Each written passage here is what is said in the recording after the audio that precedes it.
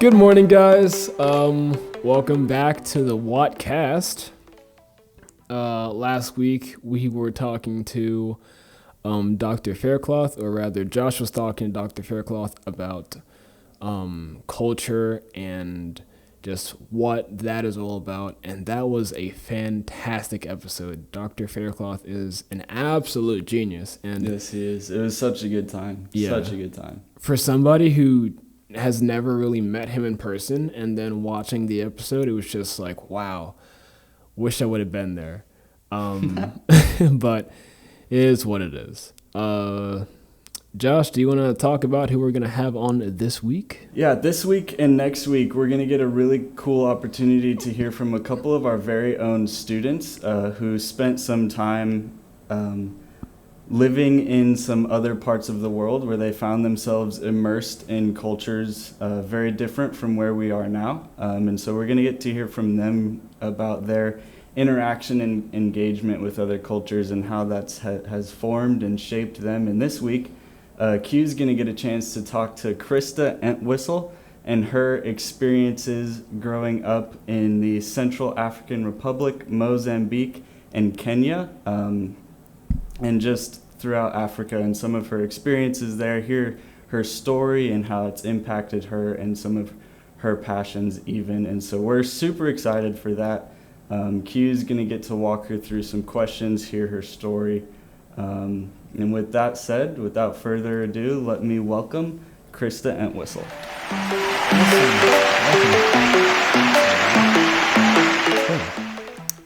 Hey, Krista. Hey, Q. How are you doing? Amazing. How about you? I'm doing great. A little bit tired, but that's me all the time. So, besides that, I'm blessed and happy to be here. It's great to have you on the show. We are super excited about Missions Month. Probably me the most because, we're GPCs and Oh, yeah. missions is super important to us. So, to start things off, I would like for you to tell us about your life as an MK. Mm-hmm. Oh, I'd love to. Yeah. All right, sweet. So I kind of have a crazy story of a lot of moving in different countries around Africa. But so basically, I was born in Kenya, and then we moved right after I was born to Mozambique, to a small village called Mocimboa da Praia, and it was right on the ocean. And we were working with an unreached people group called the Mwani people, and they were a Muslim people group. And so we lived there for my first 10 years. And then after that, we ended up moving to Kenya, and we worked at a missionary boarding school there for 3 years. And I had 25 older brothers in a dorm. Wow. My parents were dorm parents. And then right after that, my parents left and they moved to the Central African Republic. But my brothers and I stayed and did boarding school. So we would go back and forth between the Central African Republic and Kenya. And then after that, we moved back to Mozambique. And that's where I had my junior and senior year of high school. Cool. So you've been, gosh, that's a lot of places. You really have been moving around, and that's awesome because me personally, I love to travel. So Yeah. I guess to have a life where you're just constantly moving around in all these wonderful places would be fun. I'm sure it has its stresses as well, but Yes. hopefully it was more fun than difficult. Yeah. Mm-hmm. And with that, like, you probably have seen all types of cultures and been around all types of people groups, whether you're ministering to them or hanging out with them in a boarding school or what have you. So you've kind of maybe developed like some kind of hybrid worldview.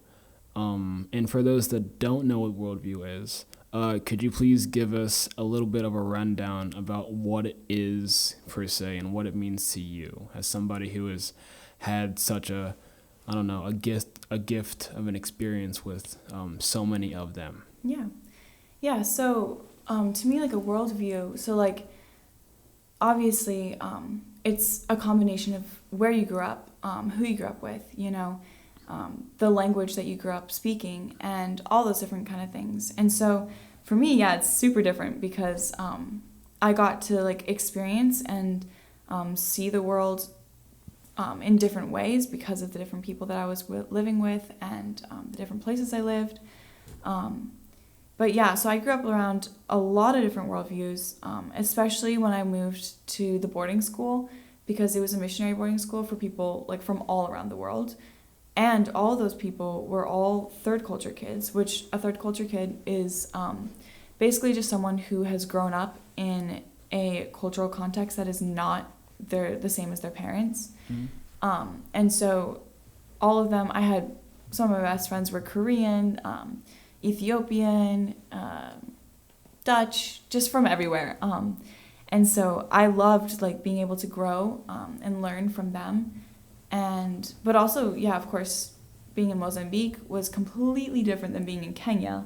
And in Kenya, it was completely different than the Central African Republic. So growing up in Mozambique, it was a very like a Muslim context. We were some of the only Christians in a very large area, and it was also like out in the middle of nowhere, so definitely like village setting. And so basically especially as a girl, it was very different than in America, I would say, because all my brothers, I have two brothers, they were allowed to go out and play with the kids and basically experience village living a lot more than I was able to. My parents kept me inside or in our yard most of the time, unless I had my dad with me. So that was really different. I wasn't like able to really, really like immerse myself, except for like with the village girls. But it was also really difficult to be with the village girls because like they're on a totally different timeline than me. So all of my friends were getting married and having children, and I was, you know, a little kid. So, so yeah, because they get married really, really young there. And so that was crazy. And so when I like moved to America and like everyone else, like all my like American friends were all just like, you know, in the same timeline as me, I was like, whoa, this is cool. None of you guys are getting married. Like, what? Yeah. Yeah, so that was fun. And yeah, so that's a little bit about like about Mozambique. But like the culture there is just so different, like so crazy different. I miss a lot of it. Like people are so relational and so hospitable and generous. Like it's insane. Like people will have nothing at all and they'll invite you to their house for dinner, and you're like, wait, I have a lot of food at my house, but you only have enough food for your family for this one meal, and you're still gonna invite me over. You're still gonna want to like be generous and give me something. And that speaks for their culture, because it's beautiful for sure. Absolutely. So you did grow up with a couple of people from the States, right? Yeah. Yeah, just a few though. Very cool. So I guess leading into that then, what was it like, if you can remember, your first time coming back to the States? Because I know like it's not like you were completely isolated from American people per se, but you were definitely submerged in a culture much different than this one. Multiple cultures much different than this one.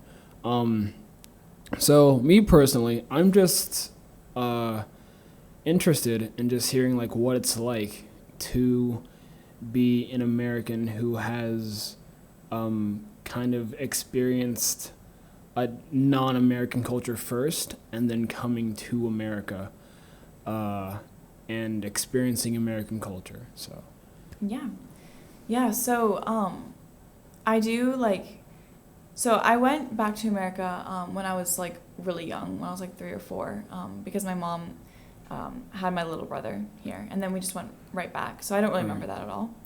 The next time I went I was in 2nd grade, and I remember being like, wait, what?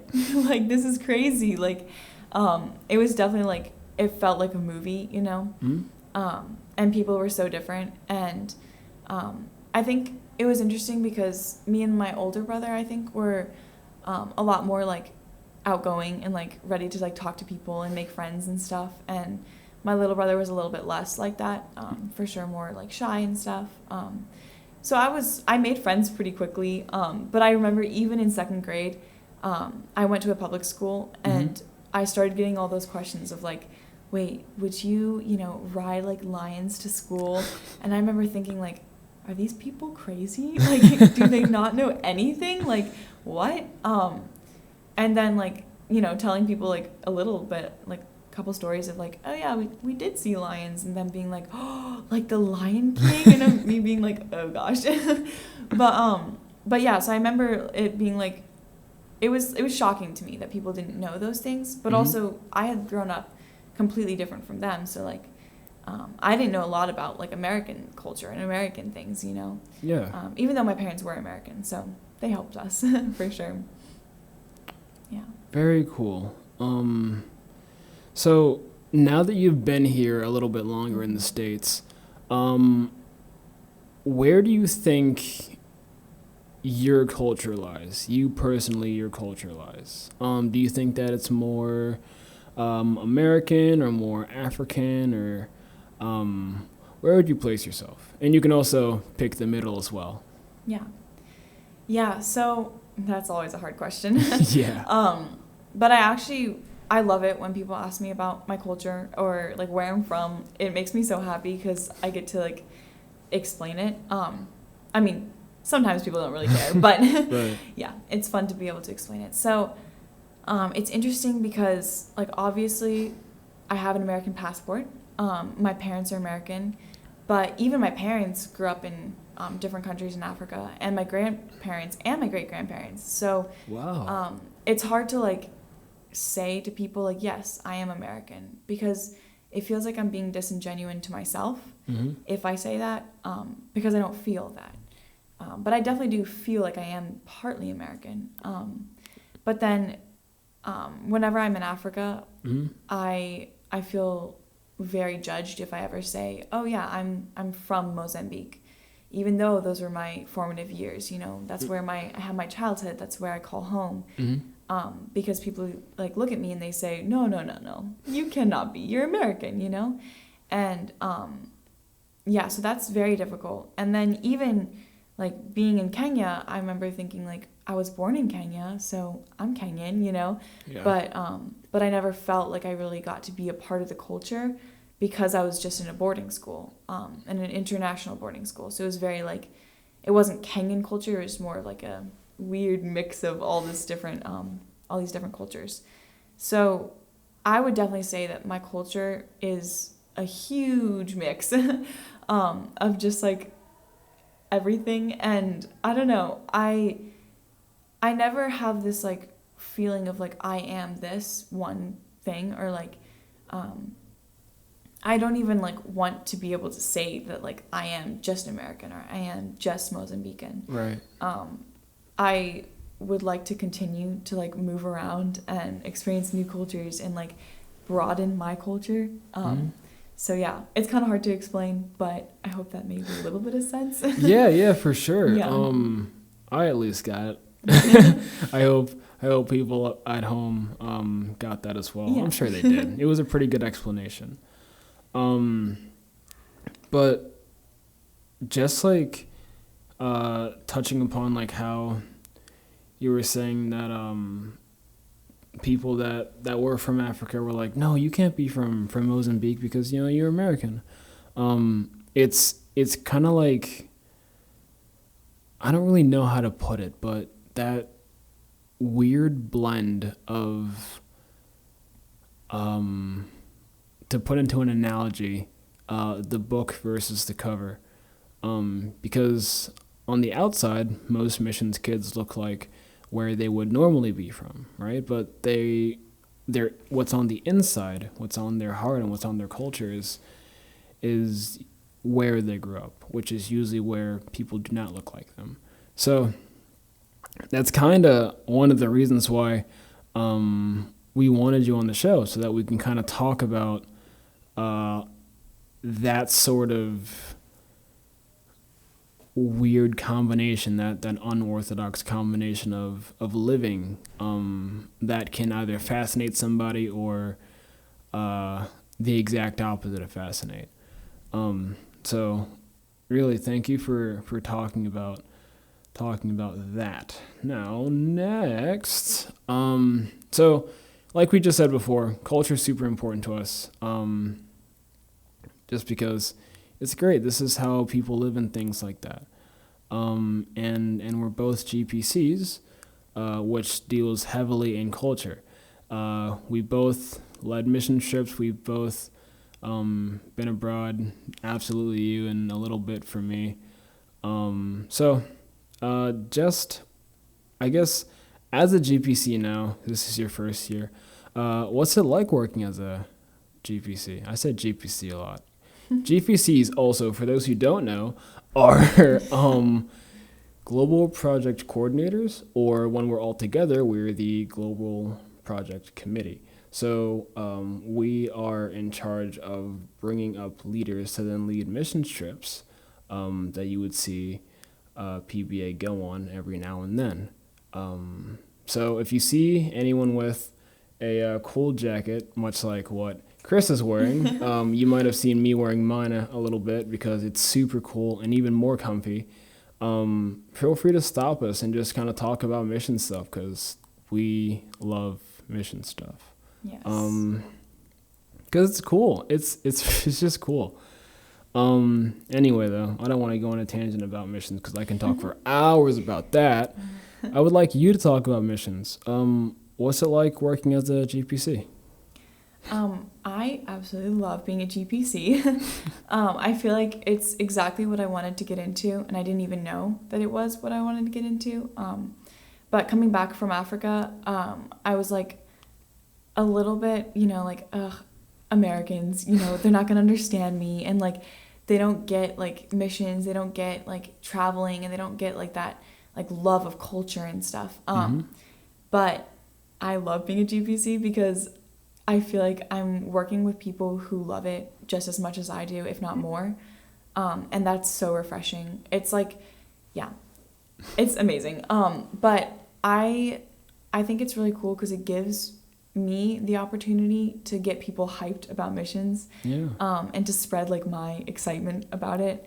And it's also just cool because it is like, as a GPC, I feel like we're kind of acting as like a bridge to like get people excited about missions so that they'll want to go on trips, so that they will connect with other cultures and then broaden their worldviews, which is kind of like, I don't know, I think that it's one of the things that God has called us to do. Especially, I think all the GPCs feel very strongly that we are called to like get people excited and absolutely, connect cultures. Yeah, there's definitely something powerful about enriching yourself in others' cultures for the first time, and maybe even the second and third and fourth. It's the best thing. It's more than just traveling and seeing new sights and new places that you haven't seen before. It's connecting with people that you've never met before, that you think, I would never even see these people in my life, but getting to know them and their culture, it's such a deepening experience. And then also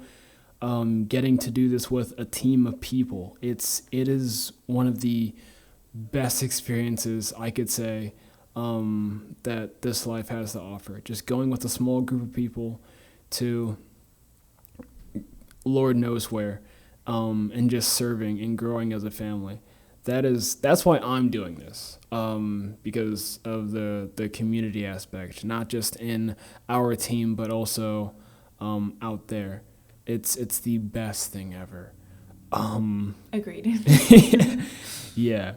So what do we do as GPCs? You went into it a little bit, but some people don't really know what we do. It's a little confusing. Yeah. I've been asked like so many times, like, oh, you're a GPC, like, cool. What is that? What do you guys do? Yeah. And then I'll give the spiel. But now we have it in video form. So anytime somebody asks me or you or anyone, just show them this video. Yes. But yeah, the floor is yours. All right, sweet. So, all right, so GPCs do a lot, although you might not see it. Right. So we do a lot of recruitment, trying to get people to go on trips, and so that's our like main thing. We like plan these trips to like different places. I mean, we've been to so many different places around the world, and we try to get co-leaders so that we have good leadership for the trips, and so that things run smoothly. And we also do like a lot of events, and I'm actually on the events team. So we just had a whole bunch of Missions Emphasis Week events. I hope you guys attended a few of those. So we had the Stories from the Field, we had the Global Night of Worship, missions panel, and all those things are just to like show people how important missions is, and like just expose people to what is going on around the world, and expose people to how God is working through missionaries, through missions teams, and just to like give people a little bit more info about that. Shout out to our events team. GPCs, I know you're going to watch this because I share this with you relentlessly. But for our events team, our media marketing team, our communications team, all of you guys are doing such a great job. And I just love and appreciate each and every one of you so much. And our new people that we have on, y'all are killing it, like, really, really well. Like, Krista, you're one of our new people, and immediately I'll just hit the ground full sprint, even in COVID season, which is supposed to be deterring things. We've kind of flipped that into something beautiful and fantastic by the grace of God. Yeah. So what I'm trying to say is big ups to y'all, because we cannot do this by ourselves. Yeah, and that was my last thing. So now we're in the last thoughts section, where you just have the opportunity to talk about anything that's on your heart. If you have any questions for me, anything that the Lord is kind of putting on your heart or spirit, any shout outs you'd like to have, etc., etc. Yeah, it's up to you. Yeah, I do just want to like say a little bit about, like, if you're watching this and you're like, ooh, this is interesting, like, this is exciting, you know, like, maybe I want to be a part of that. Maybe I want to be a part of, like, sharing the gospel around the world. And maybe you have, like, maybe you're a little scared about that. It's all right to be scared, because it is kind of scary. Like, lots of things happen, you know, like, it's a scary world out there. Like, yeah. Experiencing new things is like, wait, like, I have no control over this, you know? But I do just want to say that, like, God, like, honors any small, like, step of faith. And so, like, if you're out there and you're like, maybe I should do something, you know, then come talk to us in the GPC lounge, or, you know, like, sign up to be on a mission trip, or just find us and talk to us.